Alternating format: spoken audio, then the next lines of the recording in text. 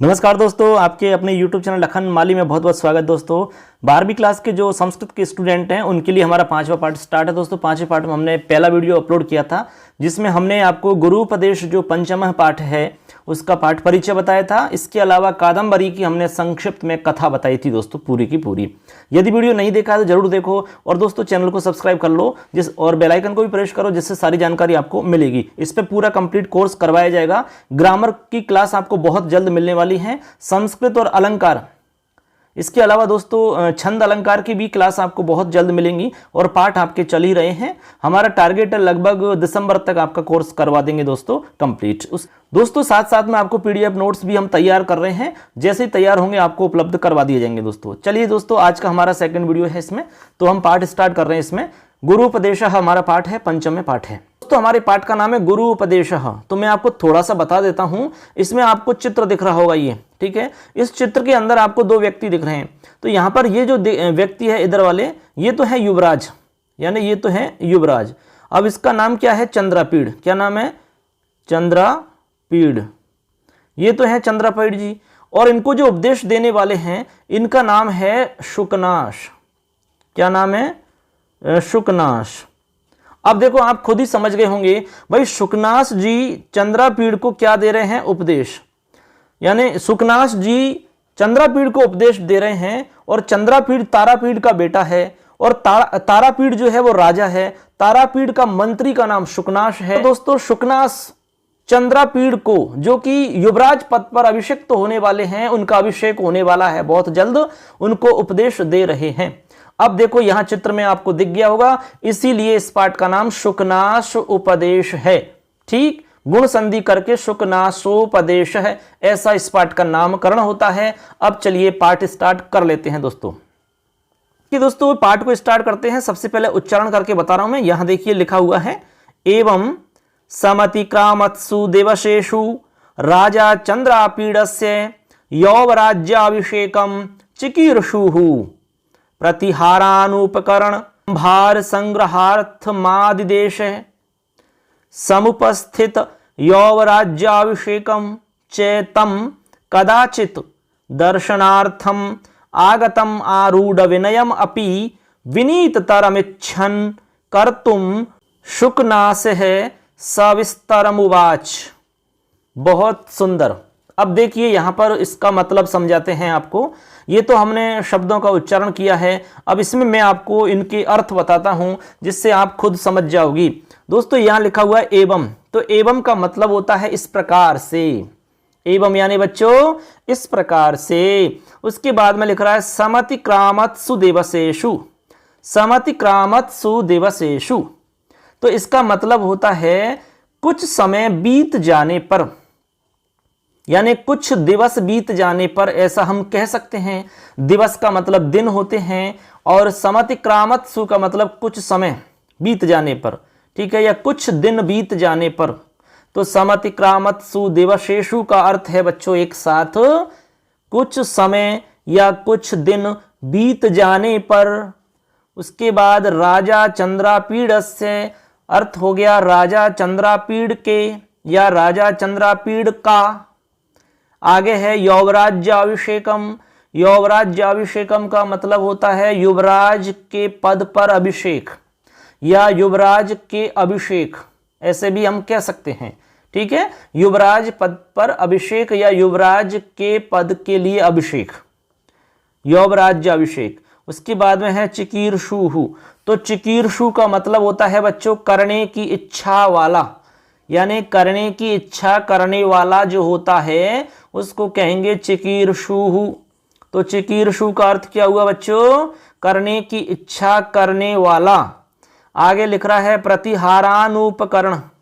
प्रतिहारानुपकरण, तो यहां देखिए प्रतिहारान एक शब्द है और फिर एक शब्द है उपकरण। दो सब आपको शब्द यहां पर दिखाई दे रहे हैं। तो मैं पहले बता रहा हूं प्रतिहारान शब्द का। प्रतिहारान शब्द का अर्थ होता है बच्चों द्वारपालों को। प्रतिहार होते हैं ना, प्रतिहार। तो दोस्तों यहां पर जो प्रतिहार शब्द है, इस प्रतिहार शब्द का अर्थ है द्वारपालों को। ठीक, उसके बाद में आगे लिख रहा है उपकरण संभार। उपकरण संभार संग्रहार्थम। यहां तक एक शब्द लिखा हुआ है। उपकरण यानी सामग्री होती है, ऐसे समझ लो आप।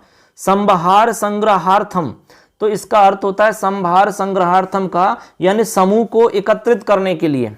संहार यानी इकट्ठा करना, संग्रह करना या एकत्रित करना। तो इसको मैं एक साथ बोल के बता रहा हूं, उपकरण संभार संग्रहार्थम, उपकरण संभार संग्रहार्थम। यहां तक का अर्थ होगा बच्चों उपकरणों के समूह को इकट्ठा करने के लिए, यानी जो जो सामग्री चाहिए अभिषेक करने के लिए, जो भी सामग्री की उनको आवश्यकता थी, उन सभी सामग्रियों के समूह को एकत्रित करने के लिए या उनको इकट्ठा करने के लिए आदिदेश, फिर लिख रहा है आदिदेश है, आदिदेश है मतलब आदेश दिया, मतलब आदेश दिया, ऐसा यहां मतलब है। किनको आदेश दिया? द्वारपालों को। किसके लिए दिया? क्यों आदेश दिया भाई? उपकरणों के समूह को इकट्ठा करने के लिए आदेश दिया। ये मतलब है इसका कि जो भी उपकरण आपको चाहिए, इसमें जो जो हमने बताए हैं वो सारे उपकरणों के समूह को इकट्ठा करके लाओ भाई। 10-15 जो भी सामान होंगे आपके, 12 तरह के, 15 तरह के, सबके सामान को इकट्ठा करके लाना है। ये आदेश दिया गया प्रतिहारों को यानी कि द्वारपालों को। अब आगे देखते हैं, आगे लिखा हुआ है, चलो यहीं तक मैं पहले अर्थ बता देता हूं। तो बच्चों यहां तक की जो लाइन है, इस लाइन का अर्थ देखिए, एक बार समझ लो आप। अर्थ एक एक लाइन का अर्थ बता देंगे जिससे आपको दिक्कत नहीं आएगी। तो दोस्तों मैं इसका अर्थ बता देता हूं, और अर्थ से पहले आपको ये जानकारी थोड़ा सा मैं बता देता हूं कि यह जो पाठ हम पढ़ रहे हैं ये बाणभट्ट जी द्वारा रचित कादंबरी, जो हमारा प्रसिद्ध एक ग्रंथ है, उसी ग्रंथ से यह पाठ लिया गया है। इस गद्यांश के अंदर चंद्रापीड़ के युवराज अभिषेक से पहले तारापीड़ का मुख्य अमात्य यानी कि शुकनास जो महामंत्री है वो उपदेश देता हुआ कहता है। किसको उपदेश दे रहा है? चंद्रापीड़ को। अब उपदेश देता हुआ कह रहा है, क्या कह रहा है सुनिए। अब मैं इसका अर्थ बता रहा हूं पहली लाइन का।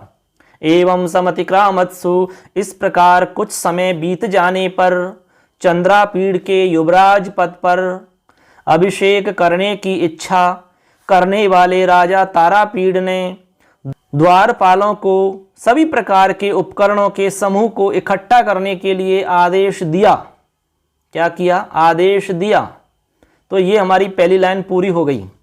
इसके बाद में अगली लाइन है, यहां से देखिए, समुपस्थित यौवराज्याभिषेकम च। तो यहां देखिए इसका मतलब क्या है? समुपस्थित यौवराज्याभिषेकम का अर्थ होता है बच्चों युवराज पद पर अभिषिक्त होने के लिए आए हुए, युवराज पद पर अभिषिक्त होने के लिए आए हुए, ऐसा अर्थ है समुपस्थित। समुपस्थित का मतलब उपस्थित हुए। किसके लिए? यौवराज्याभिषेकम, यानी युवराज पद पर अभिषिक्त होने के लिए जो उपस्थित हुए उसको संस्कृत में कहते हैं समुपस्थित यौवराज्याभिषेकम। आगे लिख रहा च, च यानी और होता है। फिर लिख रहा तम कदाचित, तम यानी उसको, कदाचित यानी कभी, कदाचित का अर्थ होता है कभी, ठीक है। उसके बाद में लिख रहा है दर्शनार्थम, एक शब्द है दर्शनार्थम। फिर है आगतम आरूढ़ विनयम अपि, आरूढ़ विनयम अपि। तो दर्शनार्थम का अर्थ है पहले सो, तो इसमें देखो सबसे पहला शब्द दर्शनार्थम है। दर्शनार्थम का अर्थ होता है बच्चों दर्शन के लिए। क्या अर्थ होता है? दर्शन के लिए। फिर है आरूढ़ विनयम, आरूढ़ विनयम अपि, अपि यानी भी होता है, अपि यानी भी। और आरूढ़ विनयम का अर्थ होता है सुप्रशिक्षित होने पर, ठीक है। आरूढ़ विनयम यानी अच्छे से विनयशील होने पर या अच्छे से सुप्रशिक्षित होने पर, ठीक है, ऐसा इसका मतलब है। उसके बाद में लिख रहा है विनीत तरम इच्छन, विनीत तरम इच्छन। तो विनीत तरम इच्छन का अर्थ होता है विनीत, आप जानते हैं विनम्रशील होना। विनीत तर यानी और अधिक विनम्र बनाने की इच्छा, इच्छन यानी इच्छा, कर्तुम यानी करता हुआ, तो और अधिक विनम्र बनाने की इच्छा करते हुए। शुकनाश है, करते हुए हो गया। फिर शुकनाश सविस्तरम उवाच है, यानी और अधिक विनम्र बनाने की इच्छा करते हुए शुकनास जी विस्तार पूर्वक बोले। सविस्तरम उवाच का अर्थ होता है विस्तार पूर्वक उवाच, उवाच यानी बोलना होता है। तो उवाच शब्द का अर्थ यहाँ होगा बोले, भूतकाल में अर्थ निकलेगा। तो सविस्तार पूर्वक बोले, कौन बोले भाई? शुकनास जी बोले। क्या, क्यों, क्या करने के लिए बोले? उस चंद्रापीड़ को और अधिक विनम्र बनाने की इच्छा करते हुए शुकनास जी विस्तार पूर्वक बोले, ऐसा यहाँ पर अर्थ है बच्चों। अब मैं इन 3 जो लाइन है हमारी, इनका एक साथ अर्थ मैं बोल के बता रहा हूँ, इससे कि आपको और अच्छे से समझ में आ जाएगा। तो मैं यहाँ से अर्थ बता रहा, तो बच्चों मैं यहाँ से दोबारा से एक बार अर्थ बता रहा हूँ। एवं समतिक्रामत्सु से लेकर के सविस्तरम उवाच तक अर्थ एक बार मैं बोल के बता रहा हूँ, अच्छे से समझ लो। बहुत ही आसान तरीका से मैं यहाँ पर बताने की कोशिश कर रहा हूँ दोस्तों। कह रहे हैं कि इसी क्रम से कुछ दिवस निकल जाने पर राजा तारापीड़ के पुत्र चंद्रापीड़ को युवराज तिलक करने की इच्छा हुई, यानी युवराज के पद पर अभिषिक्त करने की इच्छा हुई। उसने द्वारपालों को सामग्री उपकरण आदि लाने के लिए आदेश दिया। जिसका युवराज तिलक का समय समीप में आ गया था, उसे कभी दर्शनार्थ आने पर जो जवानी पर आरूढ़ हो रहा था। इस प्रकार के इस चंद्रापीड़ को विनम्र से और अधिक विनम्र बनाने के लिए महामंत्री शुकनास ने विस्तार पूर्वक उपदेश दिया। ऐसा यहाँ पर मतलब है बच्चों। तो आशा करते हैं आप समझ गए होंगे इसका मतलब क्या है। ठीक है, तो यहाँ पर हमने आपको अर्थ बताया, दो बार इसका अर्थ हमने अच्छे से समझा दिया आपको। तो इस प्रकार से आप समझ गए होंगे। कहने का मतलब यहाँ पर यह हुआ कि शुकनास जी उसको बता रहे हैं, हालांकि वो अच्छे से विनम्रशील है, सारी विद्याएं ग्रहण करके आया है आश्रम से, फिर भी शुकनास जी उसको उपदेश दे रहे हैं।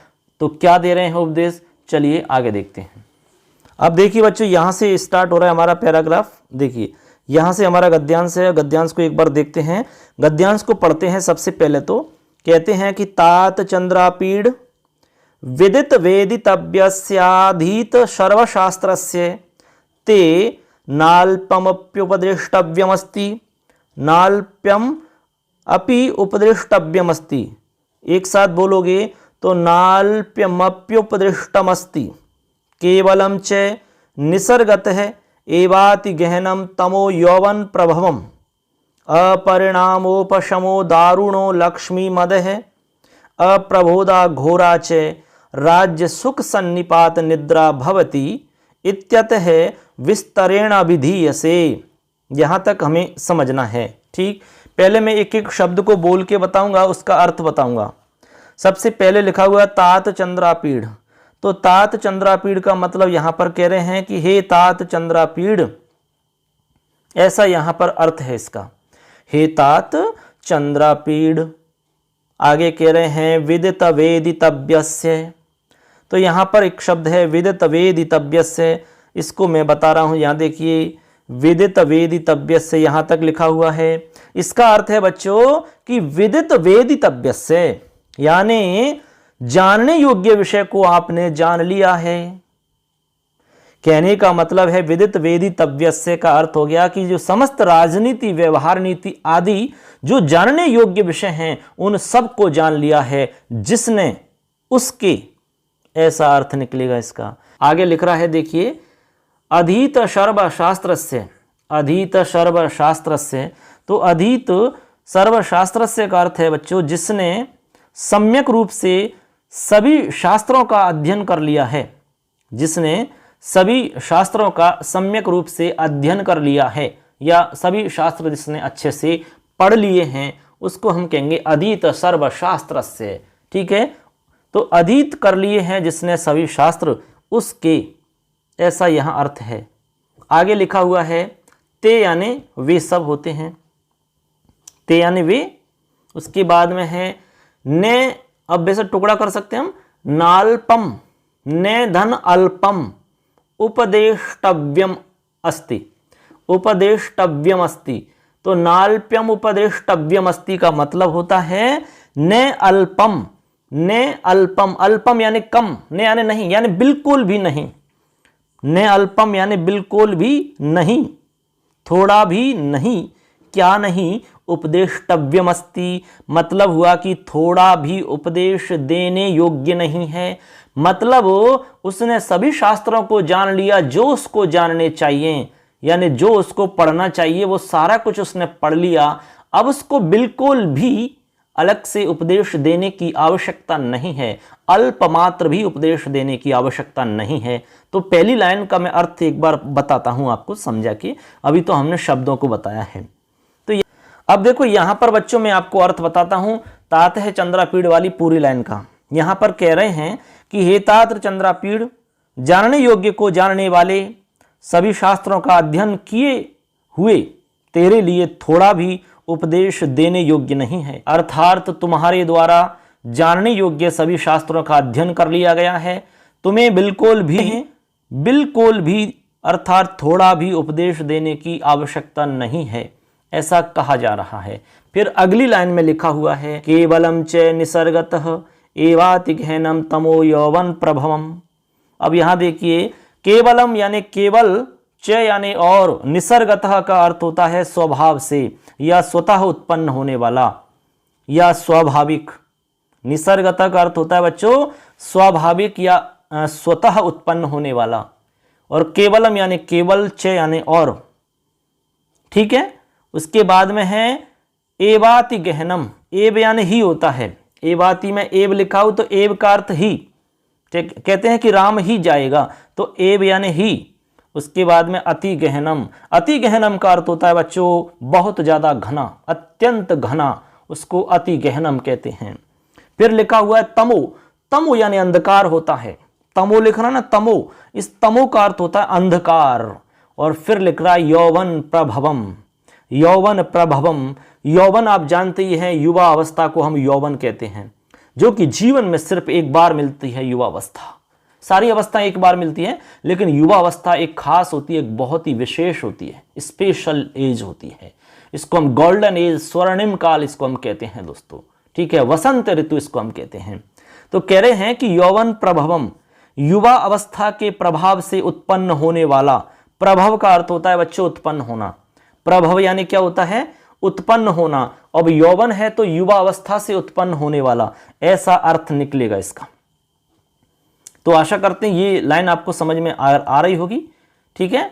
उसके बाद में आगे लिखा हुआ है अपरिणामोपशम है, अपरिणामोपशम, तो इसका अर्थ होता है अपरिणाम उपशमा। उपशमा का मतलब शांत होना होता है, और अपरिणाम का अर्थ होता है वृद्ध अवस्था। तो पूरे शब्द का अर्थ हो जाएगा बच्चों अपरिणामोपशमो का अर्थ हो जाएगा वृद्ध अवस्था में भी शांत नहीं होने वाला, वृद्ध अवस्था में भी शांत नहीं होने वाला। फिर लिखा हुआ है दारुणों, तो दारुणों का अर्थ क्या होता है, दारू वो दारू नहीं है ये, आप समझ रहे हो। तो यहां पर दारुणों लिखा हुआ है, तो दारुणों का अर्थ होता है भयंकर, बहुत ज्यादा, दारुण, ठीक है। तो दारुण शब्द का अर्थ होता है भयंकर। उसके बाद में लिखा हुआ है लक्ष्मी मद है, लक्ष्मी का मद।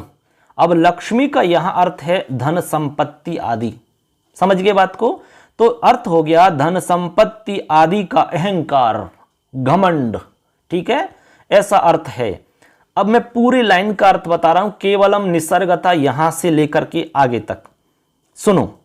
तो अर्थ हो जाएगा केवलम च निसर्गतः एवाति गहनम तमो यौवन प्रभवम, मतलब हुआ कि और केवल, लिखा ना केवलम च, तो केवलम च का अर्थ है यहां पर और केवल स्वभाव से ही, यानी निसर्गतः यानी स्वभाव से ही युवा अवस्था से उत्पन्न अंधेरा बहुत गहरा होता है, अत्यंत गहरा होता है, यानी अत्यंत गहरा होता है। क्या अंधेरा, कौन सा अंधेरा, युवा अवस्था से उत्पन्न अंधेरा बहुत गहरा होता है, ये मतलब है इसका। तो पूरी लाइन का अर्थ हो गया कि और केवल स्वभाव से ही युवा अवस्था से उत्पन्न हुआ अंधकार बहुत ज्यादा गहरा होता है, बहुत ही घना होता है। क्या अंधकार, कौन सा, युवा अवस्था से उत्पन्न अंधकार। क्योंकि आप जानते हो बच्चों, जब युवा अवस्था आती है जीवन में, चाहे वो लड़का हो लड़की हो कोई भी हो, जिस किसी के भी जीवन में युवा अवस्था का प्रवेश होता है उस समय दोस्तों बहुत अंधकार वाला समय हमारे सामने रहता है। तभी तो युवा अवस्था को या किशोर अवस्था को हम सबसे कठिन अवस्था कहते हैं, जीवन का सबसे अच्छा क्षण हम उसको कहते हैं। उस समय हमारे पास बहुत एनर्जी होती है, लेकिन हमारे पास रास्ते बहुत सारे दिखाई देते हैं, हमें कुछ समझ में नहीं आता कि हमें करना क्या चाहिए। हम अपने से जो कुछ करते हैं वो हमें सब कुछ सही लगता है, लेकिन वास्तव में वो सब कुछ सही होता नहीं है। इसलिए हम केवल अपने बारे में सोचते हैं, और फिर आप जानते हैं युवावस्था में क्या क्या परिवर्तन होते हैं। कल्पनाओं में खो जाना, विचार करना बहुत ज़्यादा, ठीक है, विपरीत लिंग के प्रति आकर्षण बढ़ जाना होता है, लड़कियां लड़कों के प्रति आकर्षित होने लगती हैं, लड़के लड़कियों के प्रति आकर्षित होते हैं। ये सब ऑटोमेटिक होने वाली प्रक्रिया हैं, ये स्वभावतः निसर्गत रूप से ये प्रक्रियाएं अपने आप होती हैं दोस्तों। और युवावस्था निकलने के बाद में ये सारी चीज़ें धीरे धीरे कम होती हैं, क्योंकि फिर अडल्ट हो जाते हैं, फिर हम धीरे धीरे समझदार हो जाते हैं। हम अपने भविष्य के बारे में, अपने करियर के बारे में, हम जॉब क्या करेंगे, क्या नौकरी लगेंगे, क्या तैयारी करेंगे, क्या काम करेंगे, कैसे पढ़ाई करेंगे, इसके बारे में हम बहुत ज़्यादा सोचने लग जाते हैं दोस्तों। तो ऐसे करके इसलिए आप समझ गए होंगे कि युवावस्था से उत्पन्न जो अंधकार होता है वो व्यक्ति को अंधा बना देता है। आपने देखा होगा बच्चों, बहुत सारे ऐसे केस आपने सुने होंगे कि प्रेमी और प्रेमिका भाग करके ट्रेन के सामने आ गए, यानी कि दोनों ने जान दे दी। 15-15, 20-20 साल के लड़का लड़की भाग जाते हैं, आत्महत्या कर लेते हैं, मर जाते हैं, घर वालों के बारे में नहीं सोचते हैं, किसी के बारे में कुछ नहीं सोचते हैं। ऐसा क्यों होता है आखिर? वो इसीलिए होता है दोस्तों, क्योंकि युवा अवस्था से उत्पन्न अंधकार व्यक्ति को अंधा बना देता है। उस समय यदि आप समझ जाते हो, गुरु को उपदेशों को समझ जाते हो, गुरु के द्वारा बताई हुई बातों को यदि आप समझ जाते हैं, उनके द्वारा बताई हुई बातों का यदि आप अनुसरण करते हैं, उनके द्वारा बताए हुए रास्ते पर आप चलते हैं, अपने माता पिता की बात सुनते हैं, तो दोस्तों कभी भी इस अंधकार में आप नहीं उलझोगे, कभी भी इस अंधकार रूपी दलदल में आप नहीं फंसोगे दोस्तों। ये हमारा वादा है दोस्तों। इसलिए जो कुछ यहां पर आपको बताया जाता है, निश्चित रूप से आपको अमल करना है, अपने व्यवहार में उसको अपने आप को स्वीकार करना है दोस्तों। यदि आपको गुरु से ज्ञान चाहिए तो श्रद्धा रखो, क्योंकि ज्ञान केवल श्रद्धा से प्राप्त किया जा सकता है। भगवान श्री कृष्ण ने श्रीमद् भागवत गीता में कहा है, श्रद्धावान लभते ज्ञानम। ज्ञान सिर्फ श्रद्धावान व्यक्ति को ही मिल सकता है, यानी श्रद्धावान जो होते हैं उन्हीं को ज्ञान प्राप्त होता है। दोस्तों यदि आपको गुरु से सारा ज्ञान चाहिए, गुरु से विद्या चाहिए, तो निश्चित रूप से गुरु की सेवा करनी होगी, और गुरु से श्रद्धा भाव से ही आप प्राप्त कर सकते हो, क्योंकि विद्या तो विनय देती है। आपको पता है कि विद्या से व्यक्ति में विनय आता है, ना कि कभी घमंड नहीं आता है। आप तो सुना ही होगा, विद्या ददाति विनयम विनयात याति पात्रताम। मतलब उसमें यह बताया जाता है कि विद्या से विनय मिलता है, ठीक है, विद्या ददाति विनयम विनयात याति पात्रताम, और विनय से पात्रता मिलती है, यानी कि योग्यता मिलती है। और पात्रत्वा धनम आपनोति, और पात्रता या योग्यता से धन की प्राप्ति होती है। और धनात् परम सुखम, यानी धन के बाद में हमें सुख की प्राप्ति होती है, यानी धन से हमें सुख मिलता है, लेकिन वो धन हमें योग्यता से मिलता है, और योग्यता हमें विनय से मिलती है, और विनय हमें विद्या से प्राप्त होता है दोस्तों। तो कुल मिला के विद्या और शिक्षा केवल यही है आपके जीवन का मूल संदेश दोस्तों। इसलिए इस बात को अच्छे से समझ लेना है, तो निश्चित रूप से आपको कहीं पर भी कोई समस्या नहीं आएगी दोस्तों। इसलिए गुरु और अपने माता पिता इनकी बात पर अमल करो, निश्चित रूप से आपके सामने जितने भी अंधकार हैं वो सारे दूर हो जाएंगे, केवल उजाला आपके सामने होगा। तभी तो कहते हैं मां सरस्वती से रोज हम प्रार्थना यही करते हैं, अस्तो मां सद्गमयः तमसो मां ज्योतिर्गमयः मृत्योरमामृतम गमय। इस प्रकार दोस्तों इस बात को आप समझ गए होंगे। ये थोड़ा हमने ज्यादा इसलिए बता दिया दोस्तों, क्योंकि ये एक प्रकार से कई बार भावार्थ के लिए भी आ जाता है, तो इस प्रकार से आप भावार्थ भी लिख सकोगे, और यहां पर पूरे जीवन का सारांश भी छुपा हुआ है। विशेषकर आप जैसे युवा साथियों के लिए ये बताना जरूरी था दोस्तों। इसलिए आपके सामने जो अंधेरा था वो शायद दूर हो जाएगा। इसलिए इस बात को सोचना, अच्छे से एकांत में बैठ करके इन बातों को अमल करना, और फिर हमने जो कहा है वो कितना सही आपको लगा हमें कमेंट के रूप में जरूर बताना दोस्तों। इसमें कोई भी आपको ऐसा लगा कि सर ऐसा कैसे हो सकता है, तो हमें आप कमेंट करके पूछ सकते हैं। और आपका कोई भी प्रश्न है, कोई भी आपकी समस्या है, तो भी हमें आप कमेंट से पूछ सकते हैं दोस्तों, ठीक है। हम आपकी पूरी सहायता करेंगे दोस्तों। चलिए आगे देखते हैं। तो इस प्रकार से यहां आप समझ गए होंगे, इस लाइन का अर्थ हो जाएगा कि केवल स्वभाव से ही युवावस्था से उत्पन्न अंधकार अत्यंत गहरा होता है, बहुत ज्यादा घना होता है। आगे कह रहे हैं कि अपरिणामोपशमो दारुणो लक्ष्मी मदह। इस लाइन का अर्थ आपको बहुत अच्छे से समझ लेना है दोस्तों, ये भी बहुत ही मोस्ट लाइन है दोस्तों। इसका मतलब है कि अपरिणाम उपशम, उपशम का मतलब शांत होता है, और अपरिणाम का मतलब वृद्ध अवस्था होता है, और दारुण का मतलब भयंकर होता है, और लक्ष्मी मद का मतलब लक्ष्मी से उत्पन्न मद या धन संपत्ति का अहंकार या घमंड।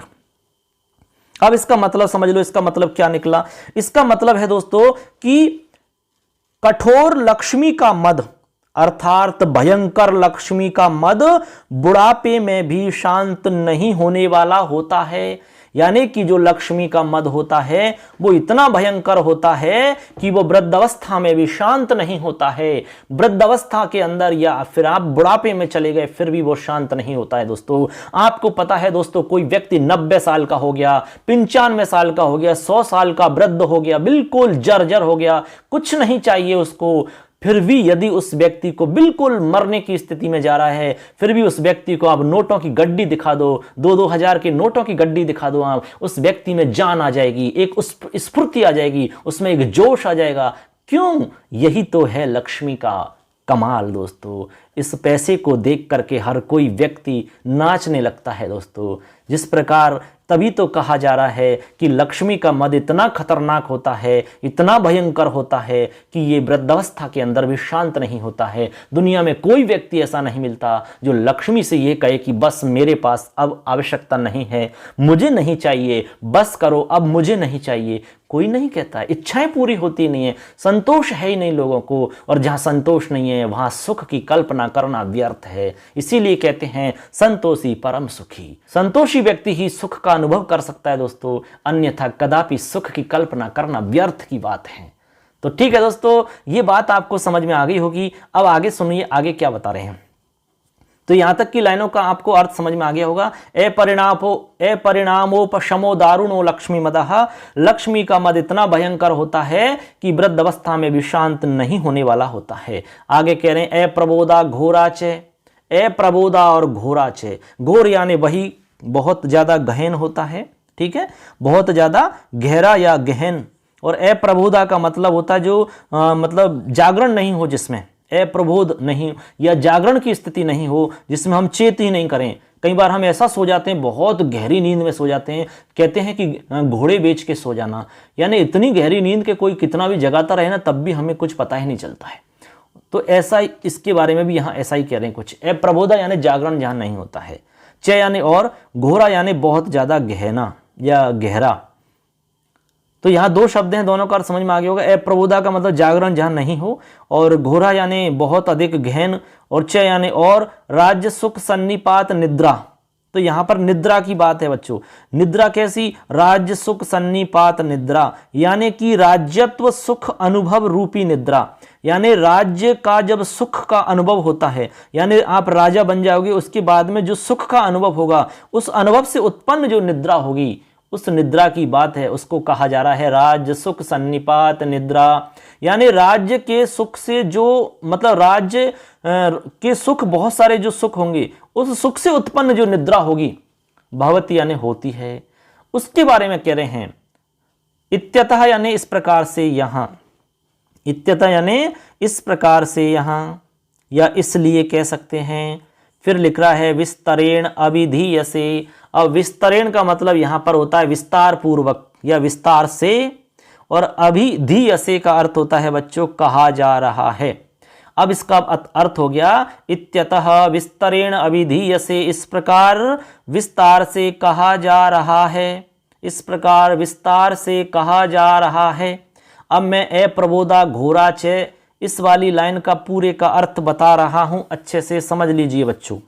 इसका अर्थ है कि राज्य के सुख की सन्निपात की निद्रा, अर्थात बेहोशी या मदमस्त वाली नींद इतनी गहरी होती है कि जागरण ही नहीं होता है, व्यक्ति को चेत ही नहीं होता है, उसी में मदमस्त रहते हैं, जैसे कोई नशे में डूबा हुआ है।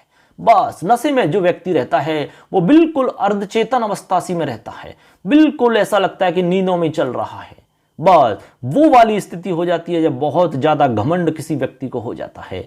तो वही कह रहे हैं कि राज्य सुख सन्निपात निद्रा जो होगी, वो निद्रा जो है वो बहुत गहरी होती है और बिना जागरण वाली होती है, उसमें जागरण होता ही नहीं व्यक्ति का, चेत ही नहीं होता है उसको, ऐसी होती है दोस्तों।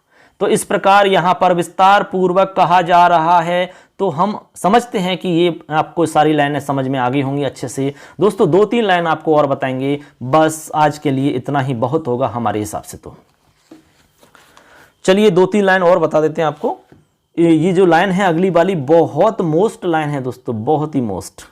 ये जो है ना बोर्ड के एग्जाम में कई बार पूछ ली गई है। तो चलिए दोस्तों यहां से हम बता रहे हैं, देखिए यहां से एक बार मैं इनको बोल के बता रहा हूं, उच्चारण कर लेते हैं इनका। आप भी उच्चारण करना सीखना है, इसमें थोड़े बड़े बड़े शब्द हैं और थोड़े से जटिल हैं शब्द, लेकिन बोलोगे आप, प्रयास करोगे तो बहुत आसान हो जाएंगे।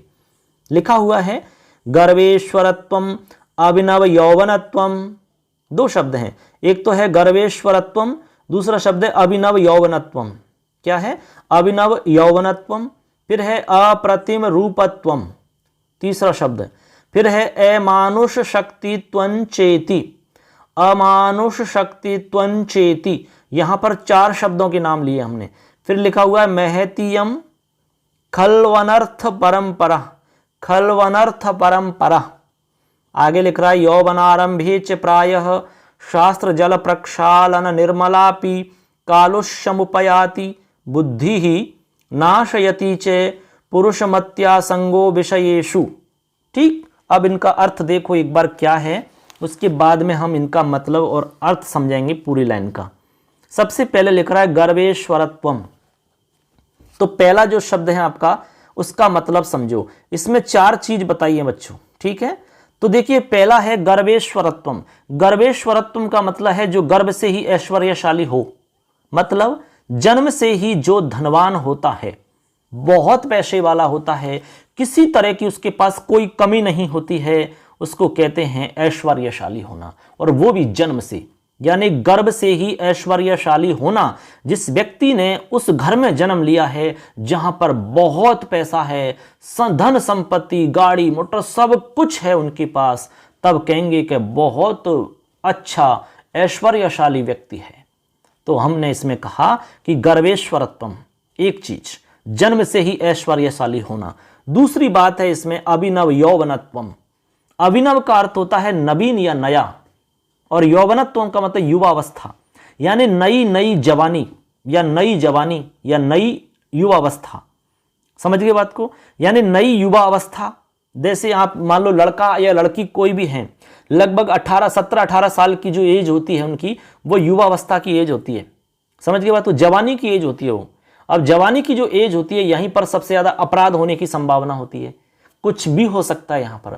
आपने जितने भी केस सुने होंगे, लड़का लड़की भाग गए दोनों, ठीक है, ट्रेन के आगे जाकर के मर गए दोनों, ऐसे कई केस जो आते हैं वो इसी एज में आते हैं दोस्तों। 80% से लेकर 90% के बीच में जो केस होते हैं वो इसी एज के होते हैं।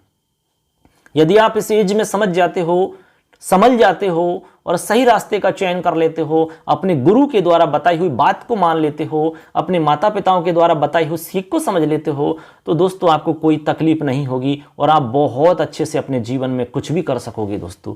चलिए आगे हम बताएंगे इस बारे में अलग से। तो यहां पर आप 2 चीज समझ गए। एक तो है कि गर्वेश्वरत्वम, जन्म से ही धनवान होना या ऐश्वर्यशाली होना। दूसरी बात है नवीनव यौवनत्वम और नवीन युवा अवस्था, यानी नई नई जवानी। 2 चीज हैं। एक कोई ऐसा व्यक्ति है जिसके पास कोई धन की कमी नहीं है, जन्म से ही धनवान है और बहुत सुंदर है, नवीन युवा अवस्था है, यानी उसकी अवस्था अभी जवानी में है। तीसरी चीज अप्रतिरूपत्वम। तीसरी चीज है अप्रतिरूपत्वम। अप्रतिरूपत्वम का अर्थ है यानी कि निरूपम सौंदर्य, बहुत ज्यादा सुंदर होना।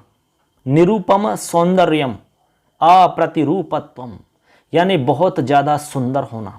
ये तीसरी बात है दोस्तों, अच्छे से समझना। आप 4 बताएंगे हम ऐसी। तो हमने 3 चीज बता दी आपको। अप्रतिम रूपत्वम यानी बहुत ज्यादा सुंदर होना, और फिर है अमानुष शक्ति त्वंचयति।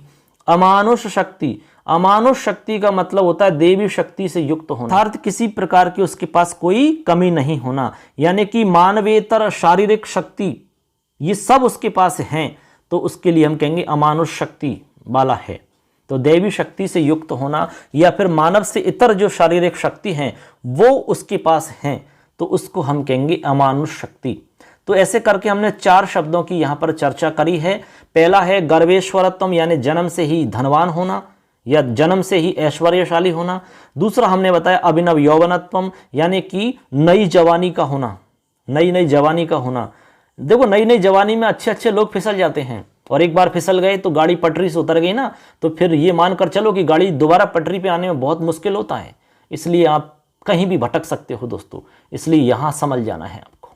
उसके बाद में तीसरा शब्द बताया अप्रतिरूपत्वम, यानी कि बहुत अधिक सुंदर होना। और चौथा शब्द बताया अमानुष शक्ति का होना, मानवीयतर शारीरिक शक्तियों का होना। ये जो 4 चीज हैं दोस्तों, ठीक है, ये जो 4 चीज हैं ये महतीय खलवन अर्थ परंपरा। महतीय खलवन अर्थ परंपरा का मतलब क्या है, यहां पर लिखा हुआ है महतीय। महतीयम का अर्थ होता है अत्यंत विशाल, अत्यंत विशाल, यानी कि यह अत्यंत विशाल अनर्थ परंपरा। अनर्थ परंपरा का मतलब होता है विपत्तियों की एक लंबी श्रृंखला है, आपत्तियों की एक लंबी श्रृंखला है। बात समझ गए कि नहीं? महतीय का मतलब होता है अत्यंत विशाल, यानी कि बहुत ज्यादा, अत्यंत, यानी कि यहां पर देखो महतीय शब्द है, तो महतीयम का अर्थ होता है बच्चों बहुत अधिक या अत्यधिक विशाल। तो अत्यधिक विशाल, और आगे लिख रहा है अनर्थ परंपरा, तो इसका अर्थ होता है विपत्तियों की एक लंबी श्रृंखला है, आपत्तियों की या मुश्किलों की एक लंबी श्रृंखला है, ऐसा यहां पर मतलब है दोस्तों। अब मैं इसका अर्थ बता रहा हूं आपको, ठीक है। देखो ये इसका मैं पूरे के अर्थ बता देता हूं आपको। आपको शब्दों का अर्थ तो हमने बता ही दिया है, इस लाइन का अर्थ बता रहा हूं मैं, यहां तक खल अनर्थ परंपरा तक। यहां पर देखिए बच्चों शुकनास जी कह रहे हैं चंद्रापीठ से कि जन्म से ही धनवान होना और नई युवावस्था अर्थात नई जवानी का होना, निरुपम सौंदर्य अर्थात बहुत अधिक सुंदर होना, दैवीय शक्ति से युक्त होना, ये चारों अत्यंत विशाल आपत्तियों की एक लंबी श्रृंखला है, यानी कि एक अनर्थ करने की एक लंबी श्रृंखला है ये, यानी व्यक्ति का अनर्थ होना निश्चित माना जाता है। यदि ये 4 चीज हैं किसी में तो ऐसा माना जाता है कि ये अनर्थ की परंपरा है, एक अनर्थ करने की एक श्रृंखला है, यानी कि व्यक्ति का अनर्थ हो सकता है। बहुत अधिक सुंदर होना भी ये मानो कि आपत्ति का घर है, ठीक है। ये 4 चीज बताई हैं, इन 4 चीज में एक चीज भी अनर्थ कर सकती है। अब जिसमें चारों ही हों तो फिर क्या कहना उसका, तो क्या होगा आप समझ सकते हैं। कोई बहुत सुंदर है, बहुत पैसे वाला है, ठीक है, और उसकी कोई कमी नहीं है किसी तरह की, उसके पास धन दौलत शक्ति, ठीक है, सब तरह की शक्तियां उसमें हैं, तो फिर दोस्तों वो अनर्थ होना निश्चित मान लो आप। समझ गए कि नहीं? ऐसे समझ लो आप। तो यहां पर आप इस बात का मतलब समझ गए होंगे। मैं दोबारा बोल देता हूं। चाहे सुखनाथ जी कहते हैं कि जन्म से ही धनवान होना और नई जवानी का होना, अत्यंत सुंदर होना और देवी शक्ति से युक्त होना, ये चारों अत्यंत विशाल अनर्थ की परंपरा कही जाती हैं, अर्थात विशाल विपत्तियों की एक लंबी श्रृंखला है, ऐसा इसका मतलब है। आगे लिख रहे हैं, देखो मैं आगे बता रहा हूं। अब आगे लिख रहे हैं कि यौवनारंभे च प्रायः, यौवन आरंभे च प्रायः यानी यौवन के आरंभ में, प्रायः च यानी और, प्रायः यानी प्रायः, यौवन आरंभ यानी युवावस्था के प्रारंभ में, यौवन के प्रारंभ में, युवावस्था के प्रारंभ होते ही अक्सर, प्रायः यानी अक्सर, शास्त्र जल प्रक्षालन निर्मलापि कालुष्यम उपयाति बुद्धि ही। कह रहे हैं कि शास्त्र जल प्रक्षालन, शास्त्र जल प्रक्षालन का अर्थ क्या हुआ? शास्त्र जल प्रक्षालन निर्मलापि, निर्मलापि का मतलब निर्मल होने पर भी, और शास्त्र जल प्रक्षालन निर्मलापि का अर्थ यहां एक साथ बता रहा हूं मैं, शास्त्र रूपी जल से, शास्त्र जल, शास्त्र जल का मतलब शास्त्र रूपी जल, आपने शास्त्रों का अध्ययन कर लिया तो उसको कह रहे हैं कि शास्त्र रूपी जल से धुली होने के कारण, शास्त्र रूपी जल से प्रक्षालन होना। प्रक्षालन का अर्थ होता है बच्चों धुला होना, ठीक है, धुलना, जैसे हम कपड़ों को धोते हैं नहीं, उसको हम कहते हैं प्रक्षालन करना। तो यहां अर्थ हो गया शास्त्र रूपी जल से धुले होने के कारण, स्वच्छ होने पर भी, निर्मलापि यानी निर्मल होने पर भी, शास्त्र रूपी जलों से धुले होने के कारण, निर्मल होने पर भी, कालुष्यम उपयाति बुद्धि ही। कालुष्यम का अर्थ होता है विकारों को प्राप्त हो जाती है बुद्धि। बुद्धि यानी बुद्धि, उपयाति यानी प्राप्त हो जाती है, और कालुष्यम यानी विकारों को, यानी विकारग्रस्त हो जाती है, उसमें विकार आ जाते हैं। किसमें? बुद्धि में। जो बुद्धि है हमारी, वो बुद्धि भी विकार युक्त हो जाती है, यानी मलिनता को प्राप्त हो जाती है, ऐसा हम कह सकते हैं दोस्तों। क्या हो जाती है मलिनता को प्राप्त? हमारी जो बुद्धि है वो मलिनता को प्राप्त हो जाती है। कब? युवावस्था के आरंभ में, जब यौवन हमारा आता है, युवावस्था हमारी आती है, जवानी जब आती है लड़का लड़की में, तो फिर उसकी जो बुद्धि है वो कलुषता को प्राप्त हो जाती है। कई प्रकार के विकार उसमें आ जाते हैं, उसको समझ में नहीं आता है कि मैं क्या करूं, क्योंकि हमारे शरीर में भी कई परिवर्तन होते हैं। लड़कियों के अंदर भी बहुत सारे ऐसे परिवर्तन होते हैं जो बेचारी वो किसी को कह नहीं सकती हैं। लड़कों में भी एक अजीब से कई शारीरिक परिवर्तन होते हैं। आप समझ गए होंगे हम किस की ओर इंगित कर रहे हैं। ठीक है, तो इसकी वजह से वो एक तो एकाकी हो जाती है, चुपचाप रहने लग जाती है। ठीक है, अकेली रहना पसंद करती है, अपने जो दोस्त हैं उनसे भी बात को शेयर नहीं करती है, घर वालों से बता नहीं सकती है, एक चिड़चिड़ी सा उसका स्वभाव हो जाता है। ठीक है, उसके बाद में वो ज़्यादा सोचने लग जाते हैं और पता नहीं उसका दिमाग अजीब सा हो जाता है कुछ। ऐसा सबके साथ होता है या नहीं होता है दोस्तों? हम बात कर रहे हैं जवानी की, यानी 17-18 साल की जो उम्र होती है उसमें ऐसा होता है या नहीं होता है? हमें कमेंट करके जरूर बताना, और कोई भी प्रॉब्लम है आपकी किसी भी तरह की तो भी हमें बताना, निश्चित रूप से समाधान करेंगे दोस्तों आपका। तो यहां पर इस लाइन का मतलब हो गया कि यौवन के प्रारंभ में प्रायः शास्त्र जल से धुली हुई होने पर भी जो हमारी बुद्धि है, वो निर्मल होने पर भी हमारी जो बुद्धि है वो कलुषता को प्राप्त हो जाती है। अब मैं इसका एक बार अर्थ और बता रहा हूं, पूरे का अच्छे से सुन लो इस लाइन का।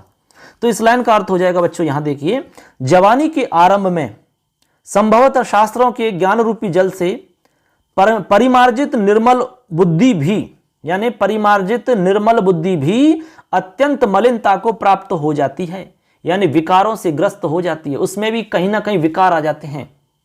आगे कह रहे नाशयति च पुरुषमत्या संगो विषयेषु।